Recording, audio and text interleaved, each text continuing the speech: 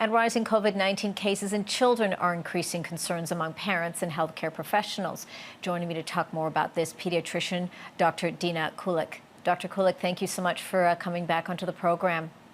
You're welcome. I think it's a really important conversation that we're having with you, a doctor as a pediatrician versus, a general family practitioner, perhaps, because you know kids. What are your concerns here? We have seen a rise in cases in young children, those that aren't eligible to be vaccinated. What are your thoughts here? What are your concerns? By and large, kids throughout the whole pandemic have done very well. Most kids that get COVID have very mild symptoms or they're asymptomatic. Though we have seen around the world, in the US, for example, more kids getting hospitalized, more kids having severe illness, it's still less than 0.1% of kids that will get sick that will get very sick. So it's still quite a small percentage. The concern is if we have more and more people getting COVID, a certain percentage of the total COVID population will be children, and then a much, much, much smaller percentage of those kids will get very sick. If we can keep numbers low in general, we'll avoid children getting very sick or dying from COVID. What are you hearing as well? And as we mentioned, as you just mentioned there, we're not seeing, those children that are getting sick, that aren't, having severe illness. But we've also heard about after symptoms from COVID, the after effects that are affecting children quite greatly, affecting, their quality of life.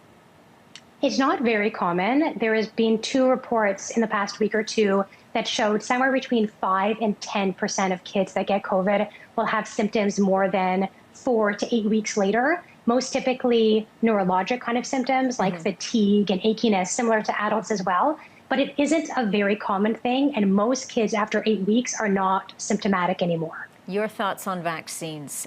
We know that trials are on place for those under 12, but how critical is that to ensure that when we're looking at vaccinating in our population, that we're looking at our whole population here, but again, protecting kids as well, because if everyone's not vaccinated, we're not creating that, that wall of protection, if you will, around them. Correct. I mean, the more people that can get the vaccine in the world, it's better, right? The closer we can get to 80% or more of the total population. Right now, there are still several studies in effect looking at kids less than 12 years of age with the COVID vaccines. Are they safe? Are they effective?